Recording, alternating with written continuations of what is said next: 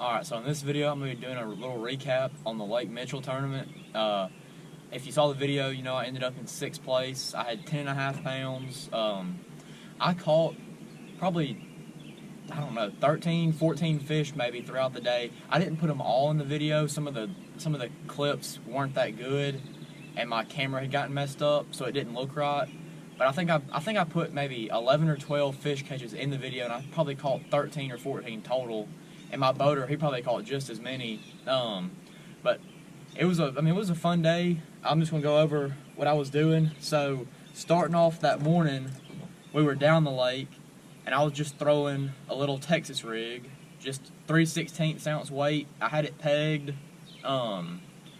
just a little crawfish bait. I was using a flipping hook, and this is a smaller bait, so I was using a 3/0 hook. I haven't found a 2/0 flipping hook.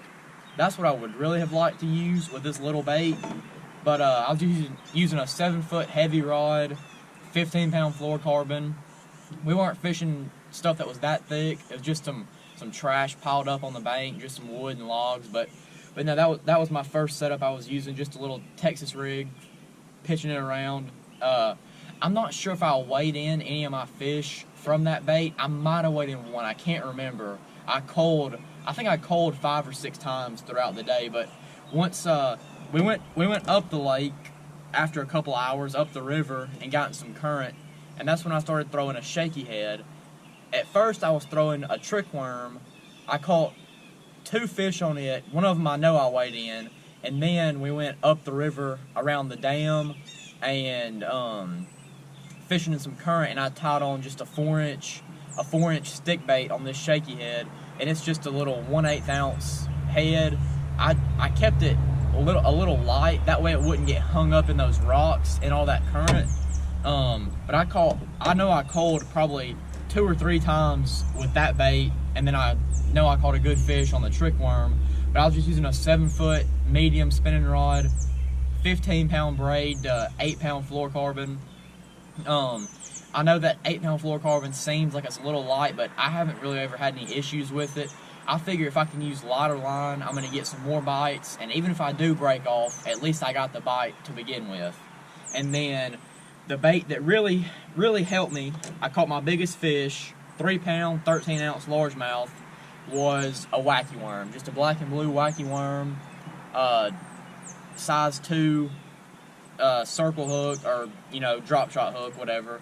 I was throwing it on a 7'1" medium, 15-pound braid, and then again 8-pound fluorocarbon leader.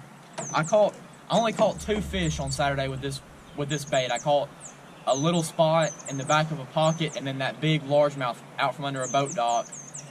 And some people, they don't really throw a wacky worm on a spinning rod. The reason that I do, because I can skip it around a whole lot better, and I think you get more bites on a spinning rod. But then again, I could have just as easily broke off on that fish or lost it under that boat dock using a spinning rod. But that's what I do. I'm so used to it now, and I'd rather get more bites with lighter line than not get as many bites using 15-pound fluorocarbon on a bait caster or something like that.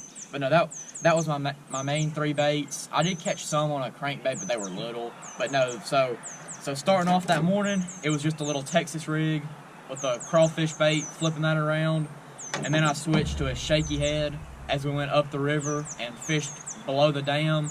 And then my most important bait was just that wacky worm. But it was a good tournament. I appreciate everybody watching it. I've got a new Instagram and a new Facebook page. On Instagram, it's jacob.robinsonfishing, and then on Facebook, it's just Jacob Robinson Fishing. So make sure you follow me on there. I'm going to be posting a lot of pictures.